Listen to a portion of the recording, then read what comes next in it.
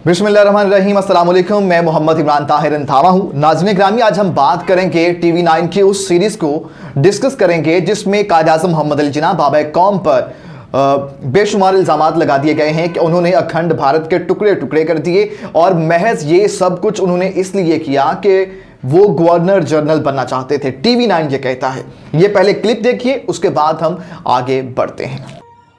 कट्टरपंथी मौलाना मौलवियों को झिड़क देने वाले जिन्ना ने सिर्फ गवर्नर जनरल बनने की चाहत में मजहब के नाम पर हिंदुस्तान के टुकड़े करवाकर पाकिस्तान बनवा दिया।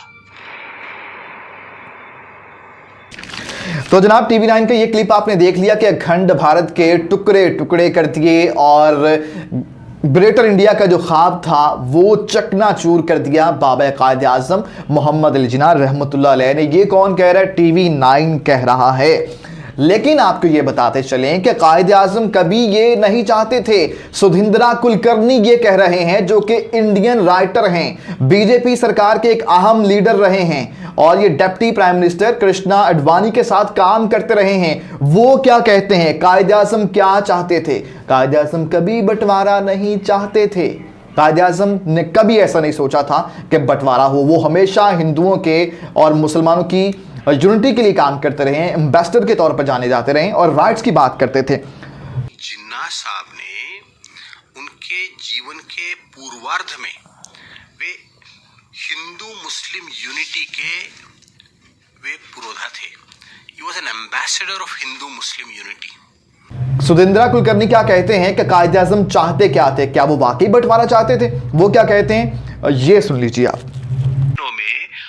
पार्टीशन जिन्ना नहीं चाहते थे, जिन्ना से भी ज्यादा नेहरू और नेहरू से भी ज्यादा पटेल चाहते थे। ये भी सच्चाई है, क्योंकि BBC पर सुधिंद्रा कुलकर्णी का ये क्लिप आपने सुना कि कायद-ए-आज़म कभी बंटवारा नहीं चाहते थे।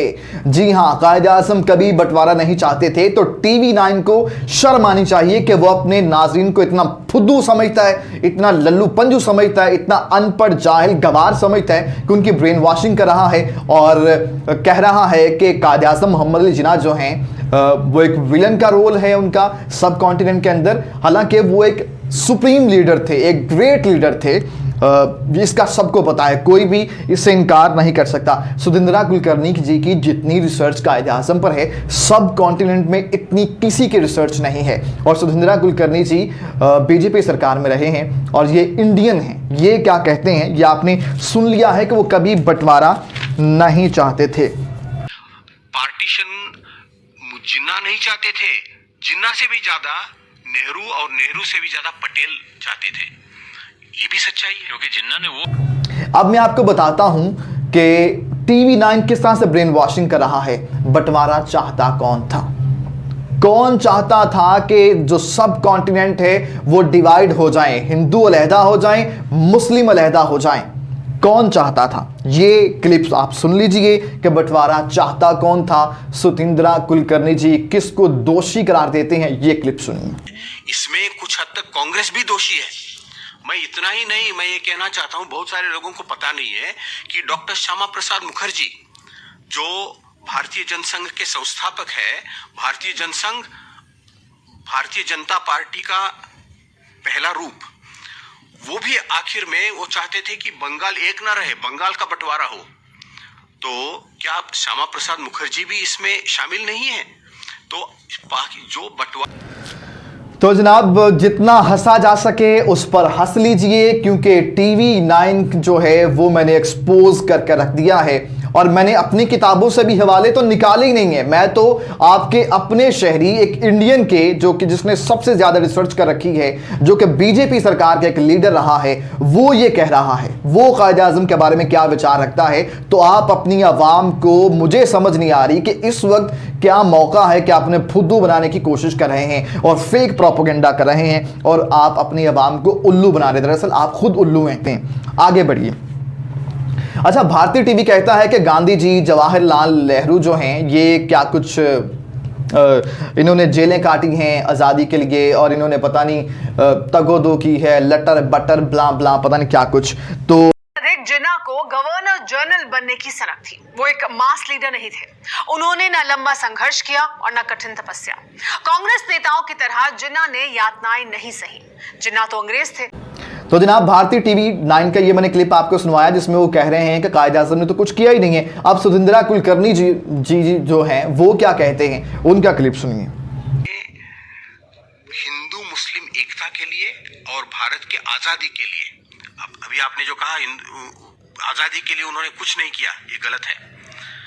भारत की आजादी के लिए और हिंदू मुस्लिम मित्रता के आधार पर आजादी के लिए उन्होंने बहुत बड़ा काम किया। जब तो जी मालूम पड़ा कि कायदे आज़म मोहम्मद अली जिन्ना ने कितना काम किया है। अब मैं यकीन कह सकता हूं और यकीन कर सकता हूं थोड़ा सा माइनर सा कि आपकी होश ठिकाने आ गई होगी, क्योंकि आप लोग अकल से आरी लोग हैं। जितने मर्जी आप अकल के घोड़े धुलवा लें, आपको समझ नहीं आती। अब बेवकूफ़ लोग हैं और अपनी आवाम को गुमराह करने की कोशिश करते हैं। तो ये हो गया। अच्छा, तकसीम का सबसे बड़ा जो खलनायक है वो कौन था? ये तकसीम किसने करवाई है? टीवी 9 कहता कायदे आज़म ने करवाई है। ठीक है, हमने करवाई है भाई, हमने करवाई है। हम मैं आपके बाप, हम ही नहीं करवाया सारा कुछ, हम ही ने आपको जा खुड्डे लाइन लगाया। लेकिन सुधिंद्रा कुलकर्णी जी वो क्या कहते हैं कि इसका रिस्पॉन्सिबल कौन है? लॉर्ड माउंटबेटन जो है ये उसका किया धरा था। ये बीबीसी का क्लिप देखिए आपकी स्क्रीन पर। बंटवारे के लिए और खून खराबे के लिए सबसे बड़े जो खलनायक है वो माउंटबेटन है, क्योंकि उन्होंने जो बंटवारा जून 1948 में होना था और एक स्मूथली होना था, उसे उन्होंने अगस्त में एडवांस किया और इसके कारण लोग। तो जनाब, हु इज द रिस्पॉन्सिबल आपको पता चल गया। तो आगे बढ़िए, मैं इस पर मजीद कमेंट नहीं करूंगा। अच्छा, बीजेपी के लीडर जो हैं अब भी वो ये चाहते हैं कि मुसलमानों का जो देश है वो पाकिस्तान है और इन्हें पाकिस्तान जाना चाहिए। ये सोच जो है इंतहाई ख़तरनाक है, इंतहाई संगीन है। इसी की वजह से कायदे आज़म एक अलहदा सेपरेट कंट्री चाहते थे, सेपरेट स्टेट चाहते थे जहां मुसलमानों को मुकम्मल तौर पर आज़ादी हो, क्योंकि उनके राइट्स की प्रोटेक्शन नहीं थी। उन्हें अक़लियतों को ट्रीट इंतहाई इल ट्रीट किया जाता था। ठीक है, तो ये मामला बाद में आगे बढ़े हैं। पहले कभी कायदे आज़म ने ऐसा नहीं सोचा था कि वो एक मुसलमानों को लेकर सेपरेट हो जाए और इतनी कत्लो गारत हो जाए। तो ये जो ख़तरनाक सोच है बीजेपी के लोगों की, कुलकर्णी जी उस पर क्या कह रहे हैं ये सोच लिए। इससे यकीनन आप लोगों को मुक्ति चाहिए भाइयों। ये सुनिए। उसी भारतीय जनता पार्टी में ऐसे नेता हैं जो कहते हैं कि मुसलमानों को आप पाकिस्तान चले जाओ, आपका मुल्क पाकिस्तान है, यहाँ नहीं है। ये जो है, ये सोच जो है ना, ये बहुत खतरनाक सोच है, ये कम्युनल सोच है और इसे हमें मुक्ति चाहिए। आप तो ये जनाब आपने क्लिप सुन लिया। ये क्लिप भी आपका हो गया और आगे बढ़ते हैं और मैं कुछ मजीद भी सबूत जो है वो आपको दूंगा।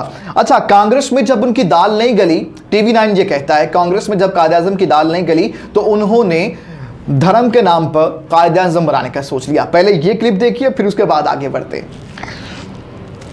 साफ कहें तो जब कांग्रेस में जिन्ना की दाल नहीं गली तो उन्होंने कुर्सी की चाहत में आहिस्ता आहिस्ता मजहबी कट्टरता का रास्ता पकड़ लिया।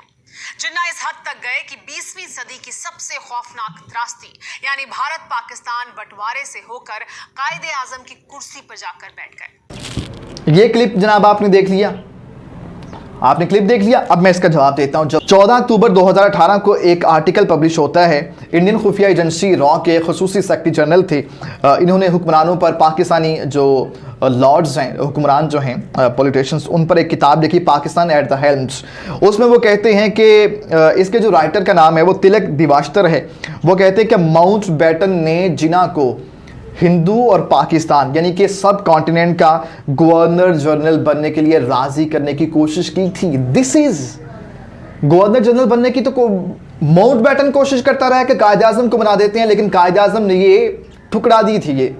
और ये कहते हैं कि जनाब उन्होंने गवर्नर जनरल बनने के लिए सारा कुछ किया है और ये गवर्नर जनरल बनना चाहते थे। और इसमें लॉजिक वो आगे जाके ये भी कहते हैं कि वो ये चाहते थे कि अगर आप पाकिस्तान के गवर्नर जनरल बनेंगे तो ये बहुत थोड़ा सा आपका दायरा इख्तियार होगा, तो हम आपको पूरे सब कॉन्टिनेंट का गवर्नर जनरल बना देते हैं।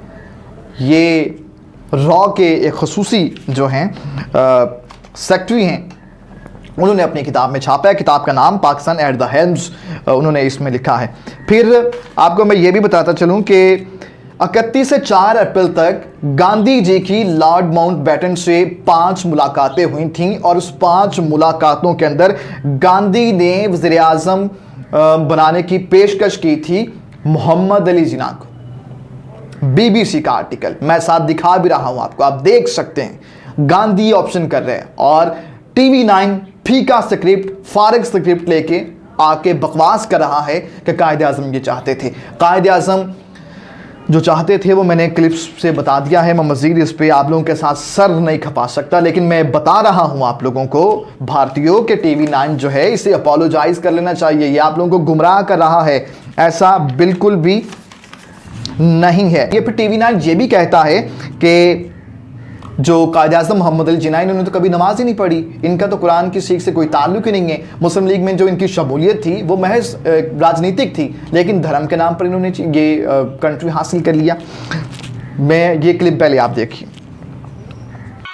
जिन्ना तो ऐसे मुसलमान थे जिन्होंने न कभी नमाज पढ़ी न कभी कुरान की सीख से सरोकार रखा। मुस्लिम लीग से उनका जुड़ाव भी सिर्फ राजनीतिक था, न कि धार्मिक। टीवी 9 का ये क्लिप आपने देख लिया जनाब, तो मैं आपको नमाज पढ़ते एक तस्वीर दिखा देता हूं बाबा कौम कायदे आज़म मोहम्मद अली जिन्ना की, जिसमें वो नमाज अदा कर रहे हैं। तो ये तस्वीर आप देख सकते हैं, बाबा कौम कायदे आज़म मोहम्मद अली जिन्ना नमाज पढ़ रहे हैं। तो ये इनका जो फेक प्रोपेगेंडा था वो भी जाता रहा कि इन्होंने कभी नमाज नहीं पढ़ी है, और मुस्लिम लीग में जो इनकी शमूलियत थी वो एक राजनीतिक थी। तो जनाब सियासत हो रही थी, तो सियासत में लोग इधर उधर आते जाते हैं, इसमें कोई ऐसा मसला नहीं है। अगर आप बात करते हैं कि वो सियासी तौर पर शामिल हुए थे, तो फिर धर्म को बीच में आप लोग ले आते हैं कि धर्म के नाम पर उन्होंने मुस्लिम कंट्री बना दिया। तो आप गांधी जी को क्यों नहीं देखते? गांधी जी भी तो यही हरकतें करते रहे। जस्टिस काटजो हैं, 5 सितंबर 2015 बीबीसी का उन्होंने आर्टिकल लिखा है, उसमें वो कहते हैं कि गांधी जहां भी जाता है गौरक्षा की बात करता है, सियासत में ऐसा कुछ नहीं होता। और ये सियासत और मजहब दो अलग-अलग चीज़ें जस्टिस आपके कह रहे हैं और गांधी जी पर तनकीद कर रहे हैं। ये मैं आपको दिखा भी रहा हूं कि ये सब कुछ क्या हुआ है। तो इन दिस वे मामला ये हुआ कि गांधी जो टीवी 9 है वो मुकम्मल तौर पर एक्सपोज हो गया है, और तमाम तर वीडियोस और अखबारी तलाशों की मदद से मैंने अपना जो मुकदमा है वो आवाम के सामने रखा है कि जो टीवी 9 कर रहा है ऐसा बिल्कुल नहीं है। ये अपनी आवाम को, अपने नाज़रीन को सरासर मिसलीड करने की कोशिश कर रहा है। और क्योंकि 2022 में इलेक्शन आने वाले हैं, तो ऐसे में यूपी के इलेक्शन है सूबाई असम्बली के, तो अपनी आवाम का एक जहन बनाने की कोशिश कर रहा है और मुसलमानों के ख़िलाफ़ नफ़रत भरकर, कायदे आज़म के ख़िलाफ़ नफ़रत भरकर, और इस किस्म के मामलात जो हैं वो किए जा रहे हैं, और हमेशा झूठ का सहारा लेता है, बावले कुत्ते की तरह रिएक्ट करता है। तो ये आज की वीडियो थी। अगर आपको पसंद आई हो तो लाइक कीजिए, कमेंट कीजिए, शेयर कीजिए। Thank you.